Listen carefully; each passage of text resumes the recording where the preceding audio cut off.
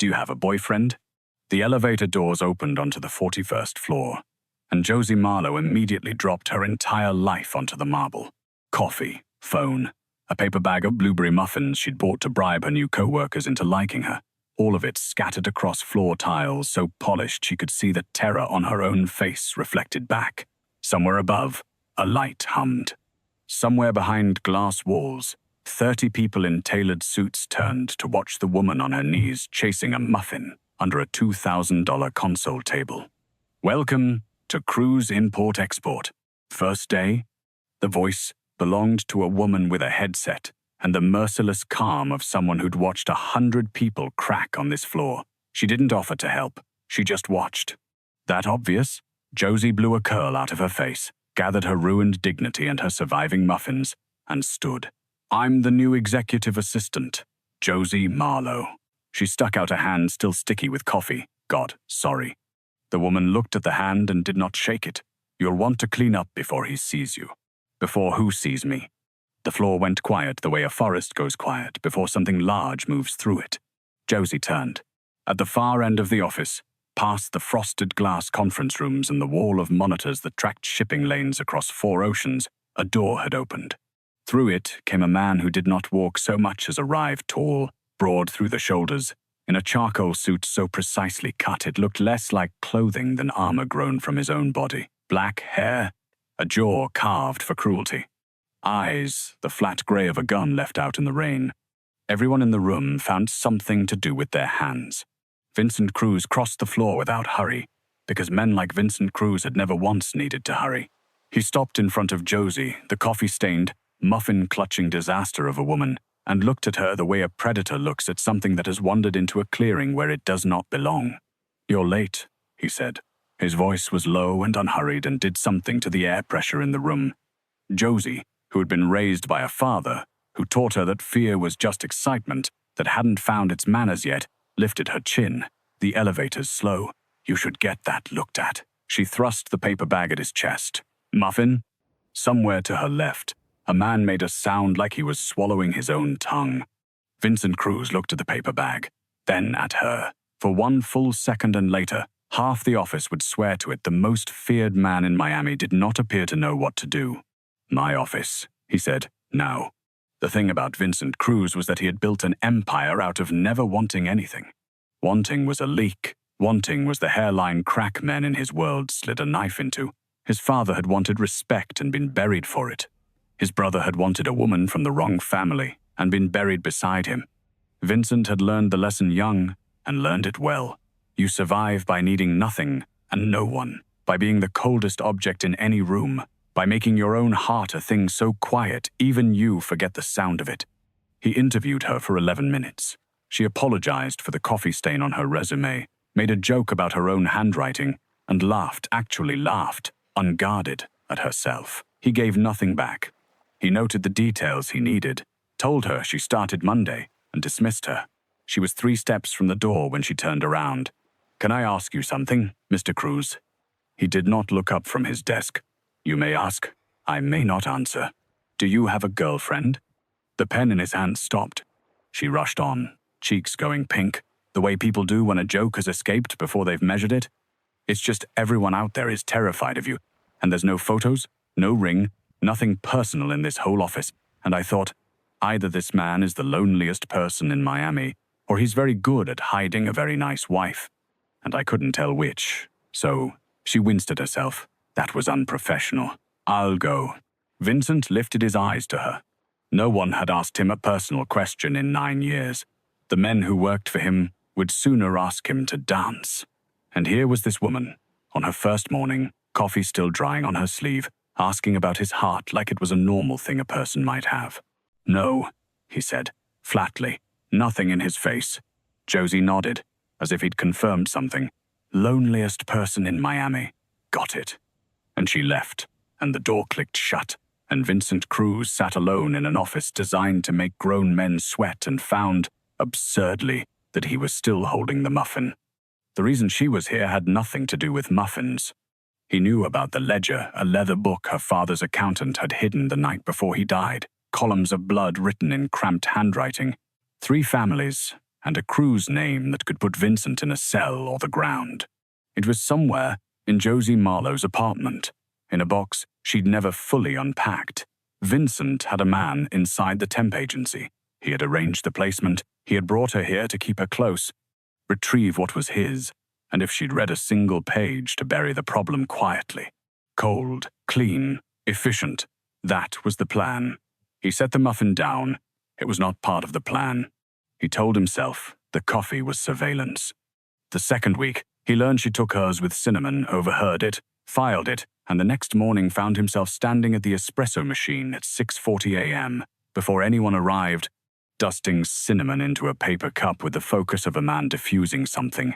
He told himself, an asset who trusts you is an asset who talks. He left the cup on her desk and was gone before she came in.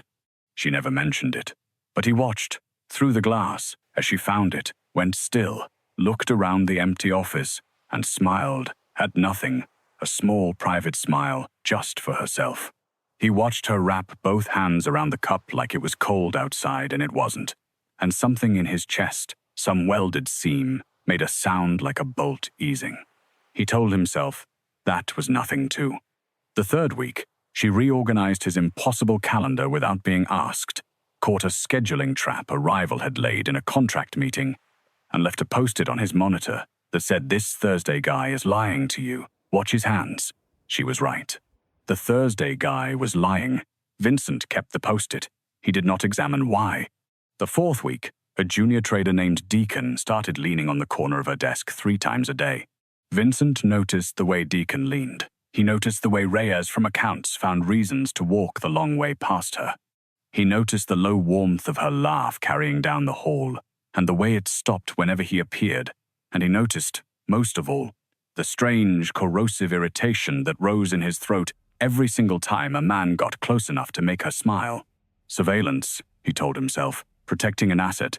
He told himself that until the afternoon Deacon leaned on her desk, said something Vincent couldn't hear, and Josie tipped her head back and laughed that unguarded laugh, and Vincent, 40 feet away behind glass, discovered that his hand had closed around a crystal tumbler hard enough to crack it. He looked down at the blood beading along his palm. He had killed men and felt less than this. Sir Thomas, his head of security, a mountain in a suit, had appeared in the doorway. "You're bleeding." "Transfer Deacon to the Tampa office," Vincent said, not turning around. "Sir, Deacon runs the Tampa. This week." That night, alone in a penthouse with a view of the whole glittering, dangerous city, Vincent forced himself to name the thing he was feeling, because a man who cannot name a weakness cannot defend against it. Jealousy. He said the word out loud in the empty room, tasting how impossible it was. He was 36 years old and had never once been jealous of another human being. Jealousy required wanting something, and Vincent Cruz did not want. Except when a man leaned on her desk. He stood at the window a long time. "Do you have a girlfriend?" 4 weeks. And the stupid question still rang in him like a struck bell. He'd said no like it meant nothing. He'd been telling the truth, and the truth had never once bothered him before, and now it kept him at a black window past midnight with a bandage on his hand. The ledger had stopped being the reason somewhere in the 3rd week. He knew that now. He'd known it, he suspected, since the cinnamon. It terrified him more than any enemy ever had. Josie, for her part, was baffled. She was baffled by the way that terrifying Mr. Cruz kept appearing near her desk, with no discernible reason. Baffled that Deacon had been shipped to Tampa the day after he'd started flirting. Baffled that her boss, this glacier of a man, this human embodiment of a locked door, had somehow learned she took her coffee with cinnamon and started leaving a cup on her desk each morning, always gone before she arrived, never once acknowledged. She mentioned it to no one. Who would believe her? "He's not that scary," she told her reflection one morning, applying lipstick in the ladies' room. "He's just intense, professionally intense." Behind her, a senior assistant named Marguerite laughed without humor. "Honey, the last girl at your desk lasted a month. The one before, 3 weeks. You know why? Slow elevator? Because he doesn't keep people, ever. He keeps you." Marguerite capped her mascara and met Josie's eyes in the mirror with something close to pity, or maybe warning. 6 years I've worked for that man. Never once seen him bring anybody coffee. A pause. Be careful. Men like him don't get curious about women like you for no reason. The phrasing stung, and Josie hated how much. She knew what it meant. Women who weren't cut from magazine covers. She lifted her chin at her own reflection. Maybe he just likes the muffins. But that night, unpacking one of her father's old boxes in search of a novel she wanted to reread, she found the ledger. She almost missed it, a slim leather book tucked inside the dust jacket of a hardcover she didn't recognize. Pages full of dates and figures in cramped handwriting she didn't know. Halfway down one page, a name jumped out. Cruz. Beside it, a column of numbers and a note in the margin. If anything happens to me, this goes to the FBI. R.M. Raymond Marlowe. Her father. Josie sat down very slowly on the floor of her apartment, the ledger open in her lap, her heart doing something painful and fast. She didn't understand all of it, but she understood enough. Her sweet, quiet, bookish father had been sitting on something dangerous. The man who brought her cinnamon coffee had a name in this book beside numbers people died over. And she understood, with a slow, cold horror, that maybe the elevator had nothing to do with any of it. She should have run. Instead, because she was Raymond Marlowe's daughter, and honesty was the only religion he'd raised her in, she decided she would ask Vincent to his face tomorrow. She never got the chance, because the next morning, Adrian Vale walked onto the 41st floor. He was everything Vincent was not. Where Vincent was winter, Adrian Vale was a warm afternoon, golden-haired, easy-smiling, a young partner from a shipping concern out of Cartagena, here to discuss a joint venture worth more money than Josie would see in 10 lifetimes. He shook everyone's hand. He remembered everyone's name. And when he reached Josie's desk, he stopped and looked at her the way no rich, handsome man had ever quite looked at her before, like she was the most interesting thing in the building. "You must be the famous Josie," he said. "I've heard the coffee on this floor got better the day you arrived." Josie, who was not made of stone, felt her face go warm. "That's the muffins, probably." "I doubt the muffins are the reason." His smile deepened. "Have dinner with me tonight. There's a place on the water. You'd like it." From across the office, behind glass, Vincent Cruz went very still. He'd been on a call, a genuinely important call, the kind that moved container ships and made governments nervous, and he watched through the glass as Adrian Vale leaned toward his assistant, watched Josie's cheeks color, watched her hesitate, and heard, through some animal frequency that bypassed his ears entirely, the shape of the invitation. The pen in his hand snapped clean in half. "Vincent," said the voice on the phone, "we were discussing the—" "We'll finish another time," Vincent said, and hung up on $100 million deal. The office did not yet know anything was happening. They found out when the door to Vincent's office opened and Vincent Cruz crossed the floor not with his usual unhurried menace, but with the direct, terrible momentum of a man walking toward a fire. Josie was reaching for her coat. She'd said yes, or she'd been about to. Adrian had gallantly lifted her camel coat off the hook by her desk, holding it open the way men did in the movies, and she'd slid one arm into a sleeve, laughing, off balance. Vincent's hand closed around the coat. He ripped it out of Adrian Vale's grip so hard the hook rattled on the wall. The whole floor stopped. 30 people, mid-motion, mid-word, mid-breath, frozen in the pale glass light, and at the center of it, Vincent Cruz stood with Josie's coat crushed in one fist, and his eyes fixed on Adrian Vale with a look that could strip paint. Josie stood with one arm still half in a sleeve that was no longer there, staring at her boss. "She's not available tonight," Vincent said, quietly, which was worse than shouting. Adrian Vale, to his credit, did not flinch. He smiled. "I wasn't aware she was yours to schedule, Mr. Cruz." "You're aware now." "Vincent," Josie found her voice, and her voice, remarkably, was steady. "It's dinner. It's my dinner. I can cancel your evening," Vincent said, turning to her, and something in his face made the words come out not as an order but as something raw, something that had escaped before he could catch it. "I'm taking you to dinner." The silence that followed was so total she could hear the shipping monitors humming across the room. Somewhere behind her, Marguerite whispered, "Oh my God," and it carried. Vincent held out her coat properly this time, opened for her, and looked at her, and for one naked instant, the mask was gone entirely, and there was just a man who did not understand what he was doing. only that he could not, would not, let her walk out that door with someone else. Josie looked at the coat. She looked at him. She looked at Adrian Vale's frozen golden smile, and something at the edge of it, something calculating that didn't quite match the warmth, sounded a small, cold note in the back of her mind. She put her arm in the coat. "Okay," she said softly. "Dinner." Vincent Cruz had, in 90 seconds, cancelled a $100 million deal, humiliated a partner, and shown an entire floor of his organization exactly where his one weakness lived. He had never felt more exposed in his life. And he could not, for anything, bring himself to regret it.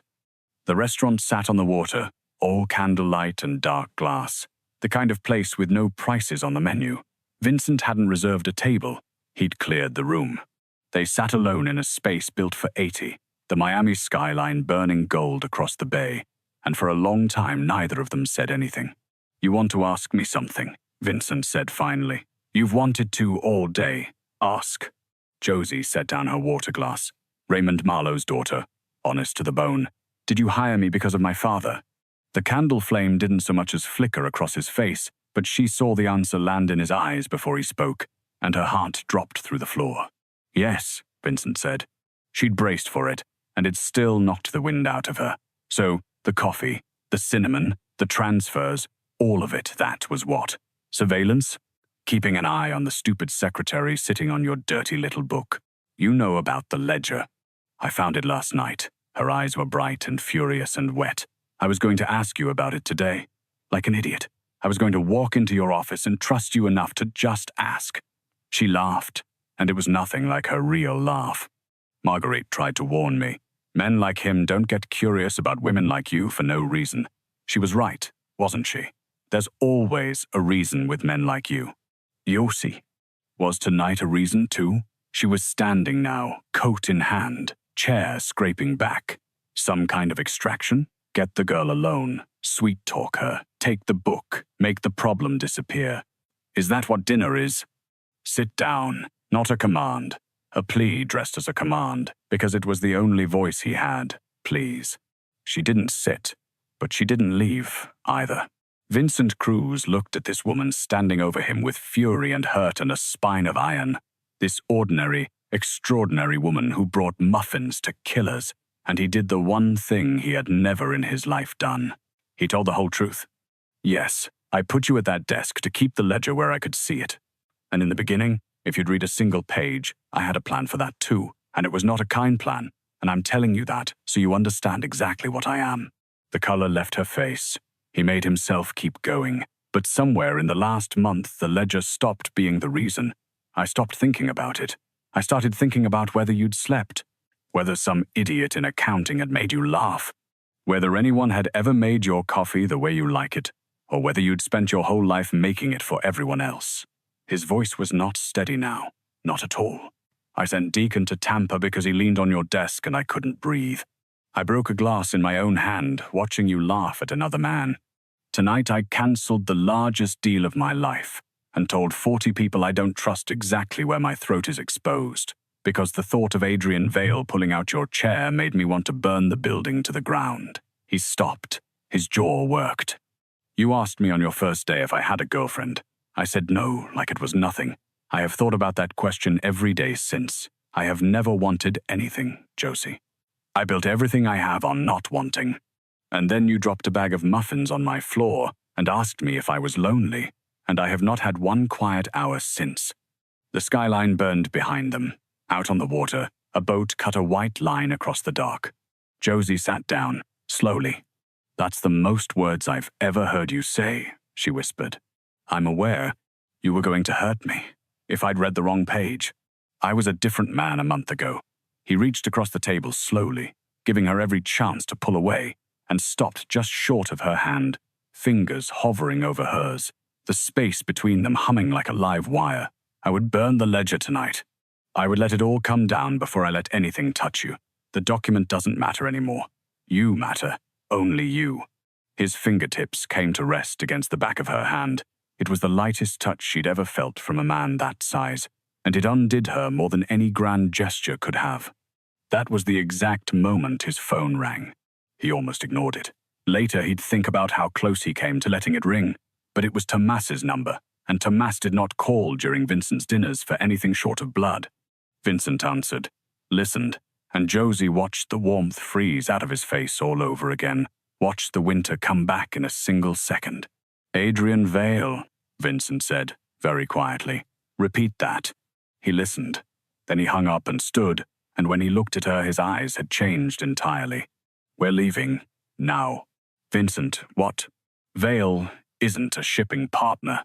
He was already pulling her up, already scanning the empty restaurant, already the predator again, except now everything predatory in him pointed outward, wrapped around her like a wall. He's cost her family. Rival house. He came to Miami for one thing. His hand closed around hers, warm and absolute. He came for the ledger, and to get the ledger, he came for you.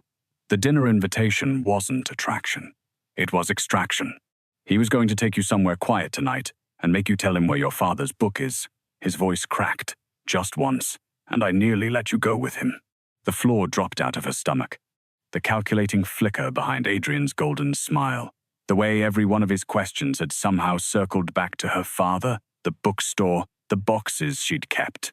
Vincent's jealousy, his impossible, humiliating, empire-endangering jealousy, had ripped her out of that man's hands 20 minutes before she'd have walked willingly into a Costa car. You saved me, she said, dazed. By accident, because you were jealous. I won't pretend it was heroic, Vincent said grimly, moving her toward the back of the restaurant, toward the kitchen, toward exits only he knew. Stay behind me, do exactly what I say. They made it to the alley behind the restaurant, before the first black SUV rolled in to block the mouth of it. What followed, Josie would remember in fragments for the rest of her life. The rain, which had started without either of them noticing, coming down in sheets across the alley's neon-slicked dark. Vincent's arm across her body, pinning her to the wall behind him, his other hand producing a gun from somewhere under the beautiful charcoal suit with a speed that told her exactly how many times he'd done this. The way he didn't shout, didn't panic, just went cold and still and ready. The whole warm, confessing man from the candlelit table folded away into something that had survived a world of monsters. When I move, he said, low, without looking back, you run for the black car at the end of the alley. Tomas is inside. You don't stop. You don't look back. You don't wait for me. I'm not leaving you. Josie. Just her name, but the way he said it like it was the most valuable word he owned. For once in your beautiful, stubborn life, do what you're told. Men came out of the SUV. Adrian Vale stepped out last, golden hair going dark in the rain, the warm smile gone entirely now, replaced by something bored and cruel. Cruz, Vale called across the alley, pleasant and terrible. This is very simple. Give me the girl. The girl gives me the book. Everybody drives home dry. Your father's generation understood arrangements like this. My father, Vincent said, is dead, and so is your arrangement. She's a bookstore clerk, Vincent. Vale spread his hands, incredulous, laughing. She dropped muffins on your floor. You're going to burn a treaty between 4 families over a secretary who can't walk in heels? Vincent didn't answer with words. The alley exploded into noise and muzzle flash and rain. Vincent shoved Josie down and back behind a dumpster in the same motion he fired, and the world became a strobe of light and sound, and Josie ran because he'd told her to, because his arm had left her body and every cell in her wanted to follow it down the wet alley toward the black car where Tomas was already flinging the door open. And she did not look back. She did not look back until the sound behind her changed, until she heard Vincent make a sound she'd never heard him make. She looked back. He was on one knee in the rain. Dark bloomed across the left side of his beautiful suit, spreading through the charcoal, black in the neon light. He'd put himself between the guns and the mouth of the alley she'd run down. He'd taken the shots that would have found her. And Adrian Vale was walking toward him through the rain, pistol raised, unhurried, because he thought it was over. Josie did not think. Raymond Marlowe's honest, clumsy daughter, who had never held a weapon in her life, grabbed the only thing in reach, a steel trash can lid slick with rain, came back down that alley screaming, and swung it into the back of Adrian Vale's golden head with everything she had. He went down hard. The gun skittered across wet asphalt, and Tomas and 3 of Vincent's men, who'd come out of the black car the instant she screamed, closed over the fallen Costa men like a wave over rocks, and the alley went, in the space of 10 seconds, from a battlefield to a very quiet place with a lot of rain in it. Josie dropped the trash can lid. It rang against the ground. She was on her knees beside Vincent before she knew she'd moved. That, Vincent said through his teeth, one hand pressed to the ruin of his side, was the single most reckless thing I have ever seen a human being do. Shut up. Shut up. You're bleeding. Oh my God. She had her coat off, the camel coat he'd fought a man over, pressing it to the wound, her hands slick and red and shaking. Don't you dare. You do not get to make that whole speech about muffins and then die in an alley. That is not allowed. I'm not dying. He caught her wrist. His grip was still strong. His eyes were still open and grey and fixed on her face like she was the only fixed point in a spinning world. It went through clean. I've had worse. I'll always tell you the truth now, do you hear me? So hear this. I'm not dying. She was crying and pressing the coat to his side and half laughing in that broken way. You'd better not. Sirens, somewhere above. Tomas calling for the car. And Josie Marlowe leaned down and kissed him in the rain, in the blood, in the wreckage of a rival family's ambush, like she was the one who'd been starving. He kissed her back like a man who had finally, after 36 years, found the thing worth wanting. The road out was not clean, and it did not end that night. Vincent spent 9 days in a private clinic with a hole through his side, and 2 federal agents in the hallway who were not there to protect him. The Marlowe ledger, that was what the papers came to call it, was too large to bury and too dangerous to keep. Josie made the choice herself, sitting by his hospital bed on the 3rd night, the leather book in her lap. My father wanted this to do something, she said quietly. I'm going to let it. Vincent, pale against the pillows, said, You understand my name is in it. You understand what this costs me. I understand. Her jaw was set, Raymond Marlowe's jaw. Do you want me to stop? He looked at her a long time. No, he said. I want you to be safe. The second it's public, you're worthless to men like Vale. That matters more than the rest. He closed his eyes. Do it. She did it. The trial ran in the national news for 3 straight weeks. It brought down the Costa family entirely and put 4 capos in federal prison. Adrian Vale, whose golden head had met a trash can lid, testified against his own family to save himself and got 20 years for the trouble. Raymond Marlowe, dead and quiet bookseller, was posthumously credited with the largest organized crime prosecution in the state's history. Vincent's name was in that ledger too, and this is where the story refuses to be a fairy tale. It cost him. It had to. He cooperated completely, traded the empire he no longer wanted, gave prosecutors the men above him, and the routes, and the accounts, and in exchange, took a plea that put him inside a low-security facility upstate for 22 months. Not the rest of his life, but not nothing. There is no version of this world where a man walks out of it clean, and Vincent Cruz did not pretend otherwise. 22 months, Josie said, the day the sentence came down, gripping his hand across a table. I can do 22 months. I've waited in longer lines at the DMV. He almost smiled. You'd wait? You took 2 bullets in an alley for me and asked if I'd wait. She shook her head at him, eyes shining. Loneliest person in Miami. You're not lonely anymore, Vincent. That's the part you keep not understanding. You don't get to be lonely now. I won't allow it. He held her hand through the whole visiting hour and did not let go until they made him. She came every week. 52 Saturdays of bad coffee in a fluorescent room, and she never missed one. Brought him books, brought him news, brought him, once, a blueberry muffin smuggled in a coat pocket that a guard confiscated with visible regret. She reopened her father's bookstore while she waited. Marlowe's, back on its corner, the lights on again. She stopped taking up so little room in her own life. He came out on a bright, cold morning in the 2nd spring, and she was in the parking lot leaning against a modest car, holding 2 cups of coffee, cinnamon in his, because at some point she'd started making it the way he'd once made hers.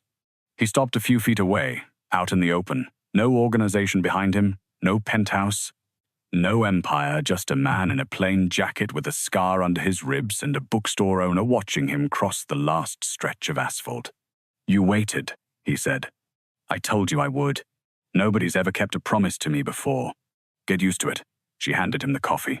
Their fingers overlapped on the warm paper cup, You've got a lot of Saturdays to make up for. Later that year, she found him on the back deck of the small house they'd bought together on the water.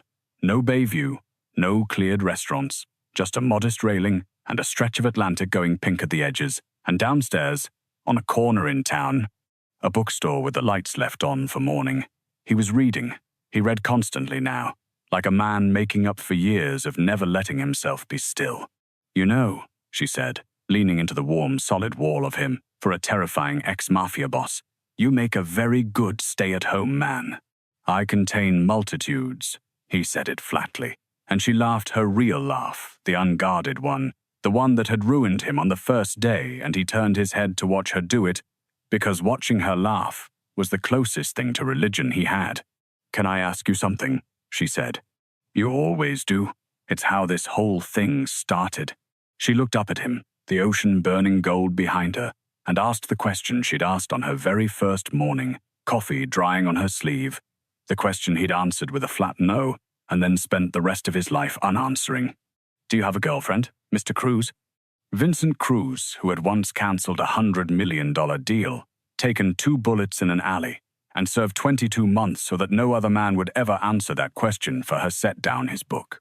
He took her face in both hands, both of them healed now, both of them steady. No, he said, I have a whole life, and I finally know exactly what I want.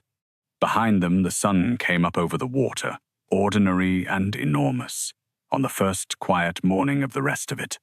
He spent 36 years making his heart so quiet, even he forgot the sound of it, and it took a dropped bag of muffins and one impossible question to teach him the sound was still there, waiting. That's the thing about the guarded ones. The walls were never strength. Letting someone past them was. If Vincent and Josie earned a place in your heart tonight, leave a like so this story finds the next person who needs to hear that wanting something isn't weakness. Subscribe if you want more love stories that cost their characters everything, and send this to someone who's still keeping their own heart too quiet. Then tell me below, if loving someone meant losing everything you'd built to protect yourself, would you still say yes?